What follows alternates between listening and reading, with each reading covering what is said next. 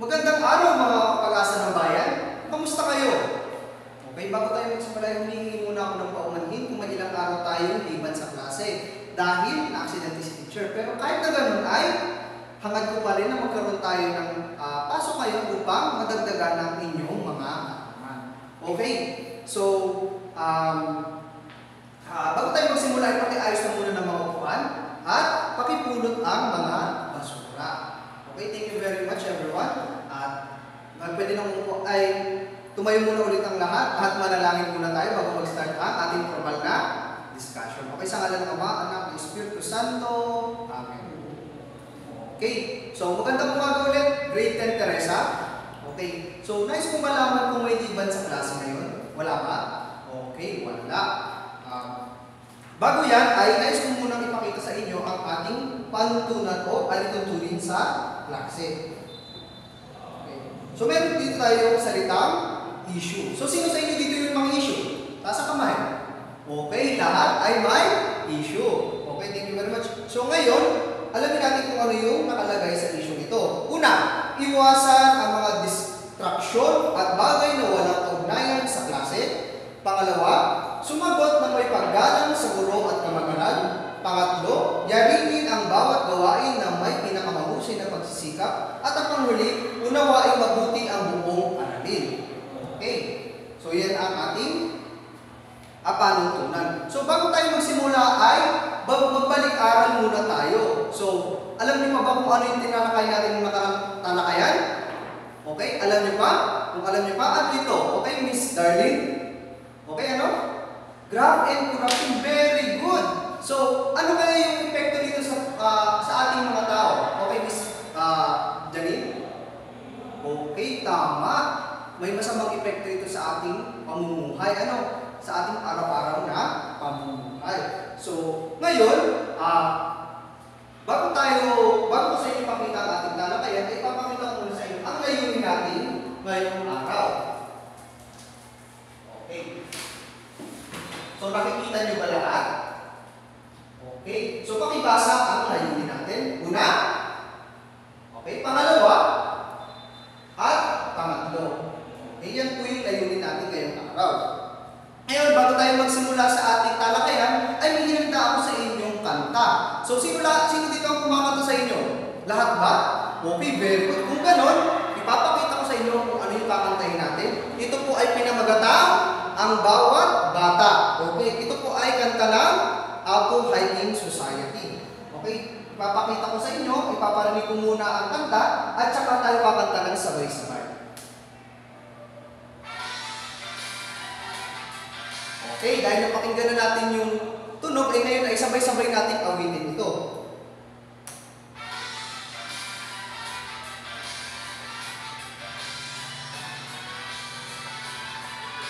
Ang bawat bata sa ating mundo ay may pangalan, may karapatan, tumatanda, ngunit bata pa rin. Ang bawat tao sa ating mundo,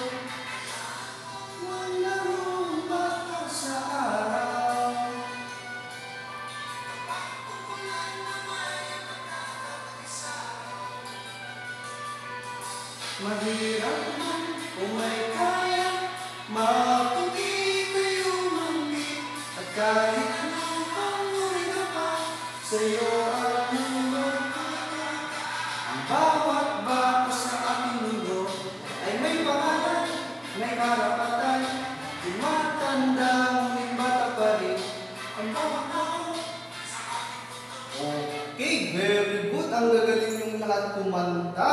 So, sa palagay ninyo, ano yung naisip pa bigay kahulugan ng kantang ito? Ano yung gustong ipakita sa kantang ito? Okay, everyone? Okay, Miss Rampas? Karapatan ng mga ng bawat bata? Okay, Vincent? Yes, very good. So, lahat ng inyong sinabi ay tama. So, ito ay nagpapatungkol sa karapatan ng bawat bata o bawat tao sa mundo. Okay. So, bilang isang individual, natatamasan nyo ba ang inyong mga karapatan? Okay. Ano ba yung mga karapatan ninyo? Okay. Darlene? Yes. Very good. Karapatan mong mahalin ka. Sino ba yung dapat mahalin mo? Karapatan at para matamasan mo yung karapatan ito. Okay, very good. Ikaw, Vincent, karapatan mong i-crush ba? Yes, tama! Karapatan mo yun. Ikaw, Jenny, karapatan mong kumain. Very good! Tama! Yan ay isang karapatan. So, tama yung mga sinabi ninyo. So, sa palagay ninyo, yung mga karapatan na yan, inatatamasan niyo ba?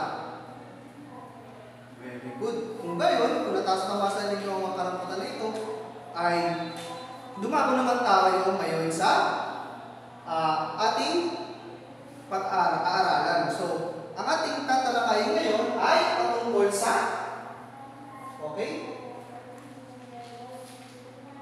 mga issue sa karapatang pantao. So, alam niyo ba kung ano yung mga issue sa karapatang pantao, everyone? Okay? Very good. Okay? Okay, Miss Sheena? Yes, tama po. So, ngayon, talakayin natin kung ano ang karapatang pantao. Okay?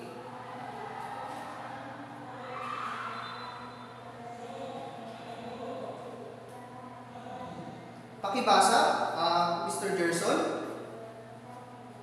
Yes, tama. So, ang karapatang pantao ay isang pribilehiyo o isang benepisyo na dapat makamtan ng isang tao. So, ano ba yung mga benepisyo na dapat ninyong makamtan? Bilang isang sanggol, ano yung mga karapatan na dapat ninyong makamtan? Okay? Jenny? Karapatang mahalin. Okay? Ikaw, Judy? Karapatang diameral. Yes, tama. Ikaw, Vincent? Karapatang mahalin na o arugain na magulang. Very good. Eh, ano pa? Everyone? Okay? Karapatang mapakain o mapagatas. Yes, tama po yung mga sinabi ninyo. Yung mga karapatan na yan ay dapat ninyong makamtan, lalo na kung bata pa kayo, dahil tayong mga sanggol, kahit nakukunan pa lang tayo, ay may karapatan na makamtan ang mga karapatan nito. Okay? Kapag sinabi natin karapatan ng pantao, ito nga yung sinasabi ng privilege. Ano po yung privilege mo bilang isang tao? So, ngayon naman, ay ating alamin yung ikalawang karapatan na kung saan ito yung mahalagang karapatan na kinakailangan natin araw-araw bilang isang tao. Ano ba yung karapatan ito? Yung palagi natin kinakailangan sa araw-araw. Everyone? May alam kayo? Okay, karapatang damitan. Okay, very good. Karapatang? Okay, ano mga karapatan? Okay, karapatang magkaroon ng malinis na hangin. Okay, karapatan naman, karoon na trabaho. Very good. At pagkarapatang makakain. So magaling. Lahat ng inyong nabanggit ay natatamasa ba ninyo? Okay, kung natatamasa ninyo yun, yan ay yung mga karapatan ninyo. Okay, so ang karapatang pantao ay nahati sa dalawa. Ito yung karapatang individual at karapatang kolektibo. Okay, ngayon ipapakita ko sa inyo yung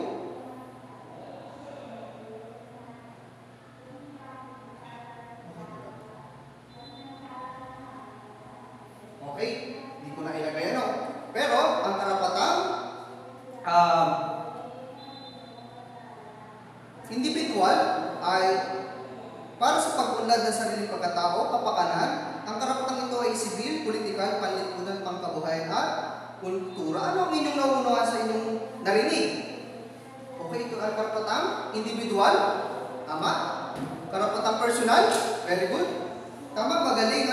So, lahat ng inyong nabanggit ay tama dahil dito natutukoy yung karapatang sibil, karapatang panlipunan, pangkabuhayan at kultural ng isang tao. Ano ang halimbawa ng mga karapatang ito? Okay, Sheena? Yes, karapatang sibil, freedom of speech. Okay, mahusay. Yan ay isa sa halimbawa ng karapatang panlipunan. Okay, tumpak. Maraming salamat sa inyong mga pagbabahagi. So, napakaraming uri ng karapatan. So, ang ikalawa naman po ay yung tinatawag na karapatang kolektibo. Okay. Okay. So, pakibasa. Tumutukoy ito sa mga karapatan ng okay. So, ito ay sabi dito, tumutukoy sa mga karapatan na taong bumubuo sa pamayanan upang isulong ang panlipunan, pangkabuhayan,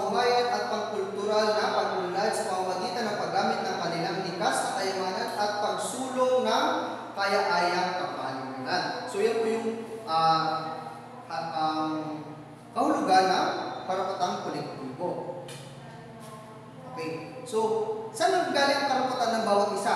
Okay, Vincent? Okay, tama. So, may tinatawag tayo natural rights. So, ano kaya yung natural rights? Ito ay tumutukoy sa karapatang taglay ng individual kahit hindi pinagkaloob ng Estado, may kapalang nagkaloob sa tao upang siya ay mabuhay ng maligaya. So, tama. Ang natural rights o karapatang likas ay tumutukoy po sa karapatang taglay ng individual. Ano? At halimbawa po nito yung karapatang maging maligaya. So, sino dito yung mga maliligaya? Yes, yan po yung mga natural rights nyo. Karapatan ninyong maging maligaya. Okay? So, may tinatawag din tayo dito, Universal Declaration of Human Rights. So, ito po isang mahalagang dokumento na kung saan ito po ay naglalahad ng karapatan ng bawat aspeto ng buhay, tulad ng karapatang sibil, politikal, ekonomiya, at social na binigay ng halimbawa sa ikalawang legal na batayan ay noong 1987 sa Saligang Batas ng Pilipinas na matatagpuan sa ikatlong artikulo o katipunan ng bawat mamamayan. Naintindihan niyo ba? Okay. So, dumako na tayo ngayon sa kahalagahan ng karapatang pantao. Ano ba sa tingin ninyo ang kahalagahan nito? Okay? Okay, Janine? Very good. Tama. Lahat ng inyong sinabi ay tama. Napakahalagang karapatan dahil nagsisilbi itong batas, gabay natin upang makagalaw tayo sa ating ginagalawan at makamit natin ang pagkapantay-pantay ng bawat isa. Ngayon ay dumako tayo sa mga anyo ng paglabag ng karapatang pantao at mga epekto nito. So, nandito yung mga anyo at halimbawa ng paglabag sa karapatang pantao. So, ano ba yung mapapansin ninyo sa mga larawan? Sa unang larawan, ano yung mapapansin ninyo? Okay, everyone? Okay? So, ito para makita ninyo. Okay, kita nyo na ba? Okay. So, ito, ano kayong karapatan to? Okay, nandito na, civil rights. Okay, tama. Ito kaya? Freedom of speech. Very good. Ito po, pang-aabuso o pang-aalipusta. Ito yung mga paglabag sa mga paramihan ito ay nangyayari sa mga kababaihan. Sa palagay ninyo, sa huling larawan, ano yung pinapakita dito? Yes, very good, Vincent. Yan po yung isa sa mga ginawang hakbang o laban ng dating administrasyong Duterte. Ano yung tinatawag nating extrajudicial killing? So, ano po yung nangyari sa extrajudicial killing? Everyone? Okay, nagkaroon po ng patayan dahil sa droga. Okay? Namatay dahil sa... Okay, very good. So, yan po yung mga halimbawa, isa sa mga halimbawa sa napakaraming paglabag sa karapatang pantao. Okay? So, lahat ng inyong nabanggit o na-share ay ilan lamang po sa mga anyo na paglabag sa karapatang pantao. Ngayon ay dumako naman tayo sa isang group activity. So, ngayon, nahahatiin ko kayo sa 5, at may gagawin tayong mga activity. So, bumilang muna, 1 to 5. Okay? 1, 2, okay? Lahat ng group 1 dito, group 2 dito, 3, 4, and 5. So, ano ba yung activity gagawin natin? So, ito ay gagawa kayo ng isang editorial cartooning. Sino nakakalam ng editorial cartooning? Okay, so may halimbawa ko dito ng editorial cartooning. So, ito yung halimbawa ng editorial cartooning. So, bubuhin kayo at magkasagawa kayo ng editorial cartooning at ipapaliwanag ninyo dito sa unahan. Okay? Bibigyan ko kayo ng 10 minuto para makagawa ng editorial cartooning. Ngunit bago yan, ipapakita ko muna sa inyo ang pamantayan sa paggawa ng editorial cartooning. Okay? So, meron tayo ditong nilalaman, nakaugnay sa paksa, simbolong ginagamit, kausayan sa pagguhit at malikhain, kalinisan at anyo ng gawa. Okay? Maaari na magsimula ang lahat. Okay, ngayon, tapos na ang lahat, ay nais kong pumunta dito yung bawat grupo at ipaliwanag ang kanilang ginawa. Okay, palakpakan natin ang bawat isa. So, napakaganda ng mga ginawa nila. Ano? Ay pakita nila at ay buhit nila yung nais natin makita sa editorial cartooning. Okay, very good. So, diba, kanina, sa talakayan natin, tinanong ko kayo kapag nilabag ninyo ang isa sa mga batas o alituntunin, ano kaya yung maaaring epekto nito sa atin? Okay, everyone? Guilty. Yes. Okay, tama. Tumpak, kung tayo ay makakalabag sa isang alituntunin o batas, ay maaari tayong maparusahan. Paano naman yung mga taong naging biktima sa paglabag nito? Ano kaya sa tingin ninyo ang epekto nito sa kanila? Yes, Melissa? Yes, tama. Okay, Judy? Okay, anyone? Okay, Vincent? Very good. So, lahat ng inyong sinabi ni Tumpak, dahil malaki ang maaaring epekto nito sa mga taong nabibiktima o naapektuhan nito, maaaring physical o psychological. Bilang mag-aaral, ano kayo yung maaari ninyong mahimungkahi upang mabawasan o magkaroon ng solusyon ang paglabag sa karapatang tao? Yes, Darlene, may mumungkahi ka ba? Okay, very good. Magandang solusyon na yung nais mo yung kahit. Yes, Angel? Okay, thank you. So, maganda rin yun. Yes, Jericho? Yes, napakahusay. Isa ito sa magandang hakbang upang malabanan natin ang suliranin sa paglabag sa karapatang pangtao. So, maraming salamat sa inyong mga mungkahi at mga nais na solusyon sa suliranin sa karapatang pangtao. So, ngayon, natalakay na natin ang kahalaga ng karapatang pantao. Paano ninyo nagagamit o natutunan ninyo bilang mag-aaral o individual sa lipunan? Okay? Okay, kailangan natin alamin ang karapatan ng bawat isa. Very good. So, bilang isang individual o bilang isang kasapi ng isang lipunan, kailangan natin alamin ang bawat karapatan ng bawat isa. So, kayo, dapat alam niyo kung ano yung karapatan ninyo. Kayo, alam mo rin yung karapatan niya.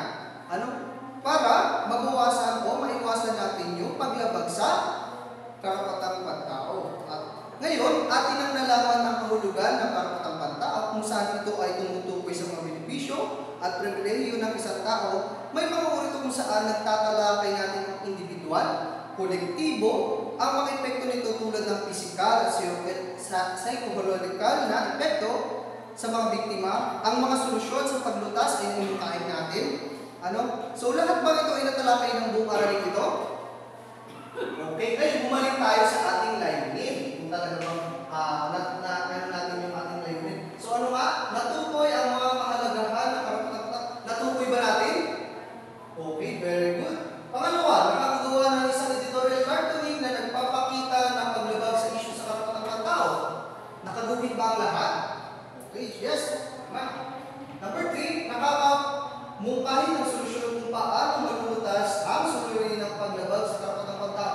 Nakapagmungkahin ba ang lahat? Okay, kung gayon, ay narito ang inyong huling pagtataya. Okay. So, sa pagtataya, tutukuyin niyo kung anong aspeto ng karapatang pantao ang nalabag sa sitwasyon. Ito ba ay sibil, politikal, panlipunan, pangkabuhayan at kultural. So may 5 tayo dito. So, bibigyan ko lang kayo ng 5 minuto at pagkatapos niyan, ay papasa niyo sa akin. Okay, sa crosswise po. Opo, yes, crosswise. Okay, thank you. Okay, dahil tapos na ang 5 minuto, pakipasa na ang inyong mga papel. Okay, thank you. Ngayon, para sa huling gawain, ay meron akong bibigay na takdang aralin. Sa takdang aralin ay magsasaliksik kayo gamit ang Google o di kaya pakikipag-usap sa mga kilalang may katungkulan sa gobyerno upang mapangalagaan ang karapatang pantao. So everyone, thank you sa pakikinig at inaasahan ko na lahat kayo ay may natutunan at may nakuhang bagong kaalaman. So dito na nagtatapos ang ating aralin. Paalam mga kabataan na pag-asa ng bayan. Paalam, hanggang isang muli.